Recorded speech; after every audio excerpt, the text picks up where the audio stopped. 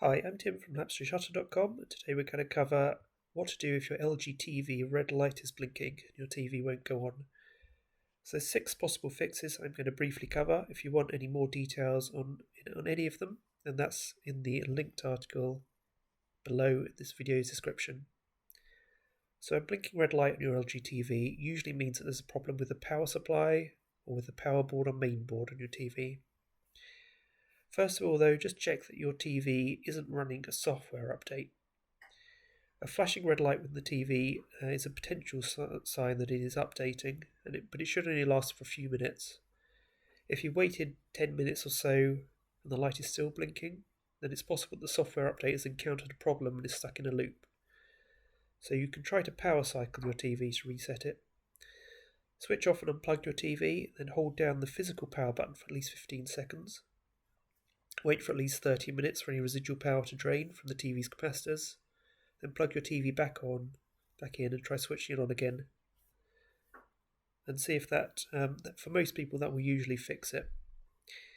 If that doesn't work, then try look at your HDMI cables. So it's possible that a poorly seated cable is automatically switching inputs, but as it's not fully connected, it's not supplying signal, and so it looks like your TV isn't working.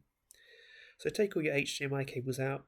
You can clean them and try putting them into different HDMI ports.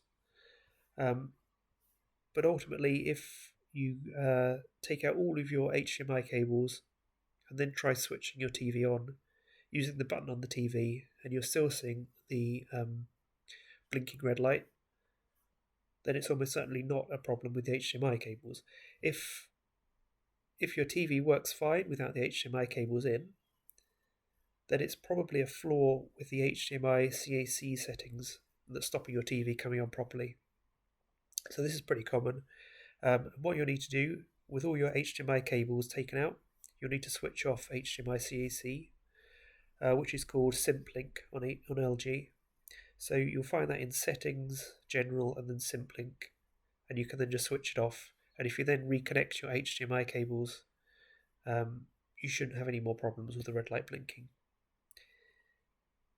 If it's not a problem with HDMI for you, then you should just check that your TV remote is working. So if you've only been using your remote to try and turn on your TV, it could be that there's a stuck button on your remote or the battery's low, which is why your TV isn't responding. Try taking your TV out of the room. Try taking your remote out of the room where your TV is.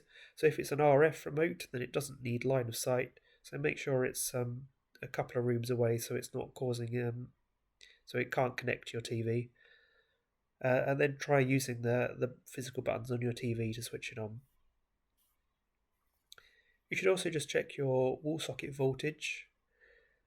So it can be common that if there's voltage fluctuations or that there's a problem with your smart plug or surge interrupter, the TV is not getting a stable enough voltage, and so it won't come on properly. So make sure you remove any surge interrupters or smart plugs, and so that your TV has a direct line to the wall socket. You can also try a different wall socket and try a different device of a similar size that you know works your TV in the wall socket, just to make sure that there isn't a problem with your household voltage. Also have a look at the power cord itself for any damage, so any kinks or knots could be causing an increase in electrical resistance, and so your TV is not getting the correct voltage. So you could try a new power cord and just make sure the port on the TV doesn't have any dirt or dust in it and doesn't have any corrosion. If your red light is still blinking on your LG, then it's probably a main board or power board failure. So these are hidden away inside your TV. They're very easy to get at. You can just open the back, but it will invalidate your warranty. It doesn't cost much to replace any of these items yourself. You can use a power board just to check whether there's a problem with any of the individual chips or connections on the power board or main board, or just replace the whole power board or main board. There's more details on how to do that in the linked article below.